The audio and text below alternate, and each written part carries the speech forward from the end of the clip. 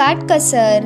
जीवनात काटकसर खूप महत्त्वाचे आहे. त्याशिवाय जीवनात प्रगती कधीच शक्य नाही. आमदनी अठ्ठन्नी आणि खर्च रुपया असेल तर त्या घराचा विकास तरी कसा होईल. म्हणून मराठीत एक म्हण आहे की अंथरण पाहून पाय पसरावे. याचा विचार केल्यास काटकसर किती महत्त्वाचे आहे ते कळते. घरात सर्वात जास्त काटकसर कोण करतात, पुरुष की स्त्री? या प्रश्नांचे उत्तर मिळवण्यासाठी प्रत्येक घरात थोडा वेळ डोकावून पाहावे लागेल.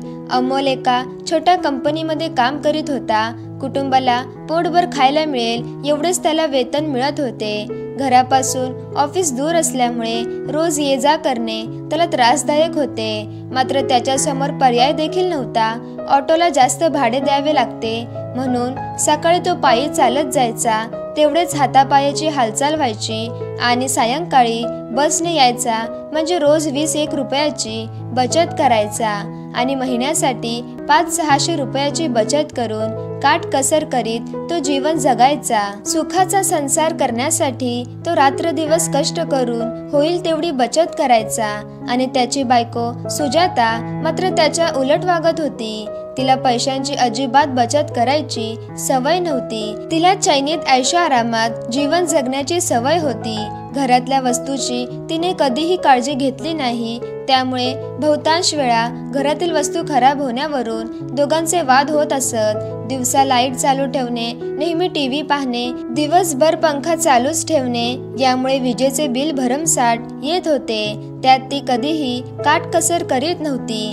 दर 15-20 दिवसांनी चित्रपट पाहायला जाणे, सोबत हॉटेलात जाऊन खाण्याचा तिचा हट्ट कायम असायचा. यामुळे तो पुरता वैतागला होता. एवढेच नाही तर एखादे सण किंवा कोणाचे कार्यक्रम म्हटले की दागदागिने आणि साड्या यावर खूप दंगल व्हायची आणि त्यात तिचाच जय व्हायचा. घरात कितीही साड्या असतील तरी प्रत्येक महिन्याच्या पगाराच्या वेळी ती साडीसाठी रुसून बसत असे.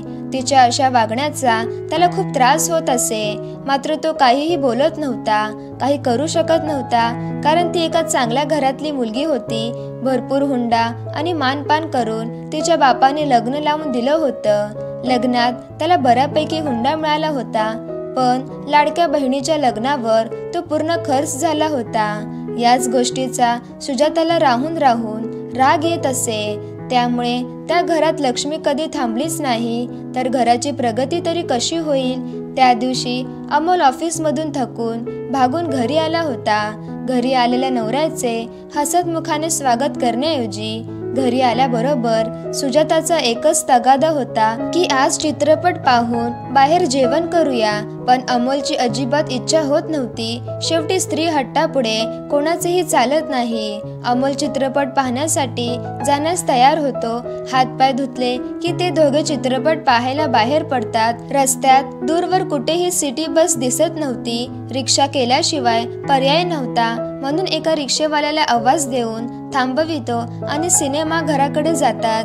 थोडा उशीर झालेला असतो. त्यांना सिनेमाची तिकीट मिळण्याची शक्यता कमी होती. शेवटी दाम दुप्पट दराने एका पोरांकडून तिकीट मिळवितात आणि चित्रपटाचा आनंद घेतात. त्या चित्रपटात अमोलचा काही रस नसतो. खुर्चीवर बसल्या ठिकाणी खर्चाची बेरीज करत असतो.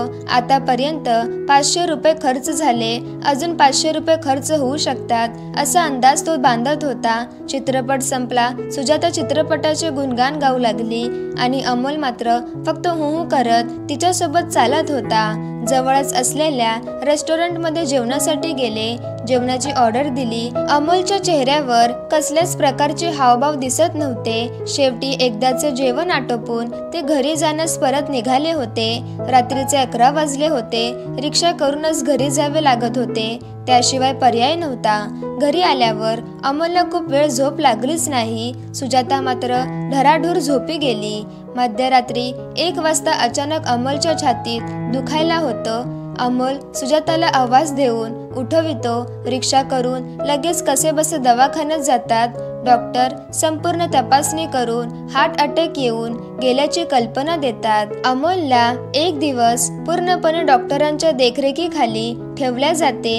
एका दिवसाचा डॉक्टराचा औषध पाण्याचा दवाखान्यातील बिल 25,000च्या वर जाते. मात्र अमोलच्या बँकेत शिल्लक फक्त 5,000 रुपयेच असतात। सुजाताजवळ देखील काही शिल्लक नसते। अमोलचा एक मित्र ऐनवेळी त्याच्या मदतीला धावून येतो आणि त्याचे दवाखान्याचे संपूर्ण बिल देऊन त्याला घरी घेऊन जातात। सोबत मित्राची बायको देखील असते। घरी गेल्यानंतर ती सुजाताला काटकसर करण्याचा उपयोगी मंत्र सांगते। या घटनेमुळे सुजाताचेही डोळे उघडतात। त्यानंतर ती कधीही वायफळ गोष्टीवर पैसा खर्च केला नाही। शिवाय घरातल्या घरात करता येण्यासारखे काम शिकून 4 पैसे देखील कमाई करू लागली। कमावलेले पैसे खर्च करताना कसा त्रास होतो याची जाणीव पैसे कमावते झाल्यावर सुजाताला कळू लागले। अमोल देखील काही दिवसांनी कामावर रुजू झाला। दोघेही काटकसर करीत आनंदात संसार करू लागले। लेखिका नासा येवतीकर। तर मित्रांनो, जर तुम्हाला गोष्ट आवडली असेल तर गोष्ट लाईक करा आणि चॅनलला सबस्क्राईब करा।